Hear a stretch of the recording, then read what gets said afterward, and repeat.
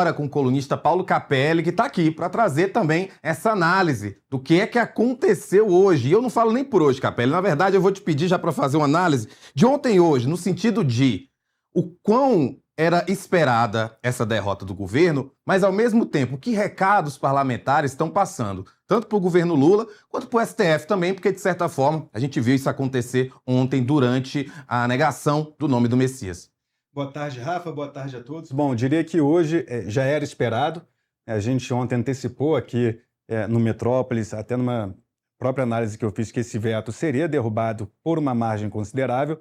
Ontem foi uma surpresa. Ontem foi surpreendente a questão do Messias.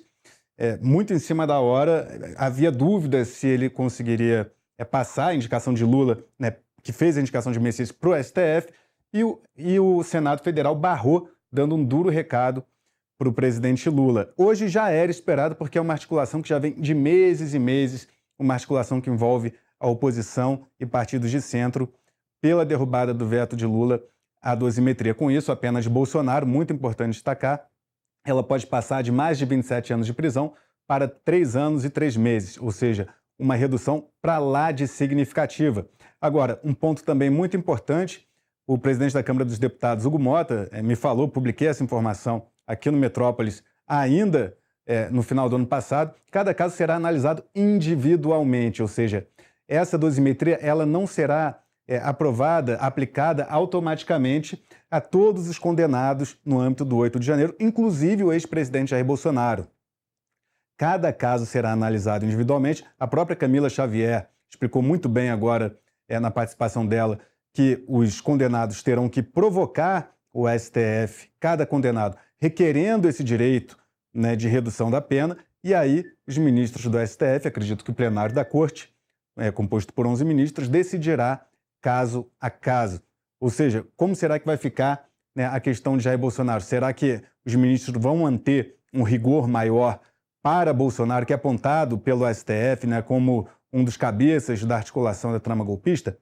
Ou será que os ministros vão adotar, né, e aí é muito interessante ver a leitura política, se os ministros vão adotar o mesmo critério para todos os condenados de forma a tentar distensionar a relação com o Poder Legislativo, com o Congresso Nacional, tendo em vista os recados que o Congresso Nacional deu para o governo Lula e para o STF, tendo em vista que a gente está, né, num ano eleitoral, as eleições ocorrerão agora no mês de outubro, e a campanha para o Senado, a gente sabe, os partidos conservadores vêm fazendo uma campanha muito forte aí pelo impeachment de ministros do STF. Aí a gente não fala apenas do PL de Jair Bolsonaro, Partido Liberal, a gente tem o Romeu Zema, do Partido Novo, que faz uma campanha forte, até mais agressiva do que a do Partido Liberal, pelo impeachment de ministros do STF.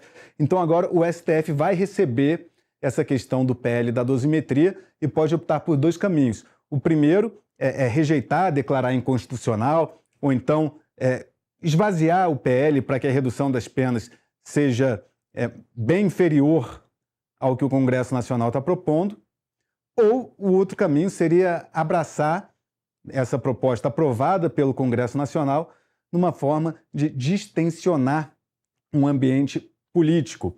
Há ministros da Corte que optam, né, que a gente sabe que tem visões extremamente diferentes. Aqui, para citar 2, a gente sabe que o ministro Alexandre de Moraes é contra qualquer redução de pena para os condenados do 8 de janeiro, e a gente sabe que o ministro André Mendonça, por outro lado, é favorável a uma revisão dessas penas ao PL da dosimetria. Capelli, outro ponto que eu acho que a gente pode também trazer aqui é o seguinte: a bandeira da dosimetria, ela na verdade é nova, entre aspas. A anterior era pela anistia total e restrita, como eles gostavam de dizer. Essa bandeira ainda não terminou, mesmo com toda a articulação que já mostrava que o veto seria derrubado. Aqueles que apoiam essa ideia da anistia ainda existem. Você acredita que a partir desse momento em que há a derrubada do veto, a aprovação aí tanto do Congresso, do Senado quanto da Câmara, ou seja, do Congresso Nacional, esse discurso da anistia vai arrefecer ou ainda vão existir setores, principalmente do bolsonarismo, que vão continuar com essa pauta? Eu acho que arrefece, Rafa. Eu vou te dizer por quê. Porque na política é a arte do possível, né? Assim, esse projeto de dosimetria aprovado pelo Congresso Nacional, que Lula vetou e que o veto foi derrubado hoje, ele contempla, sim, boa parte do que pleiteia a oposição. Ou seja, uma pena, por exemplo, a de Bolsonaro. A gente fala do Bolsonaro porque é ex-presidente e um caso simbólico que pegou ali mais de 27 anos de prisão, iria para 3 anos e 3 meses. Ou seja, isso tende a arrefecer. Agora, como discurso político, aí vale muito a pena a sua colocação, ainda vai ter quem fale em anistia. Eu acredito, por exemplo, que o senador Flávio Bolsonaro, pré-candidato à presidência da República, continuará dizendo que a dosimetria não é suficiente, porque o pai é vítima de uma injustiça e que, portanto, a anistia seria o correto a se fazer. Mas isso eu acho que é muito mais um discurso para as próprias bases do que, de fato, uma tentativa que vai tentar, que o Flávio Bolsonaro vai tentar, de fato, emplacar. Porque na política, todo mundo sabe, desde o PL até o PT, que não haverá uma anistia porque ela não será aceita pelo STF. O Supremo Tribunal Federal não aceitará uma anistia ampla, geral e irrestrita depois de ter feito um julgamento de meses e meses envolvendo a questão do 8 de janeiro.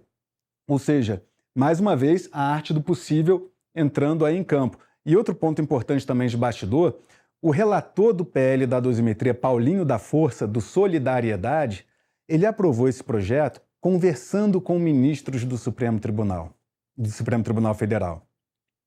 Ele procurou magistrados do STF influentes antes de apresentar esse texto, né, na Câmara dos Deputados, que depois foi votado pelo Senado. Ou seja, há uma construção conjunta, mesmo que o Supremo Tribunal Federal não diga isso oficialmente, mas há uma construção conjunta do relator do PL da dosimetria, Paulinho da Força, com ministros influentes do STF, que disseram, olha, por esse caminho não vai, por esse caminho vai. Ou seja, esse texto foi construído a muitas mãos, incluindo mãos supremas, digamos assim. Ou seja, isso leva a gente a crer que o STF pode sim ter uma postura de acolher esse PL da dosimetria que foi aprovado pelo Congresso Nacional. Agora esperar os próximos passos. Eu queria também saber de você, aí também é realmente análise política, né? São 2 derrotas em menos de 24 horas. Qual seria a derrota mais significativa? Pergunto isso porque, vamos combinar, além de nós jornalistas, né? Qual seria então, para você, na sua opinião, a que ser mais significativa? Rafa, eu diria que a rejeição ao nome de Messias para o STF. Por que é mais simbólica, mais significativa do que a derrota de Lula agora com o PL da dosimetria? A gente já viu, ao longo da história recente, vetos presidenciais serem derrubados pelo Congresso Nacional com alguma frequência. Lula passou por isso já outras vezes. O ex-presidente Jair Bolsonaro enfrentou essa mesma situação também outras vezes. Já a rejeição... Vou te pedir só um tempinho para a gente voltar nessa resposta, porque o senador Jorge Seif está falando agora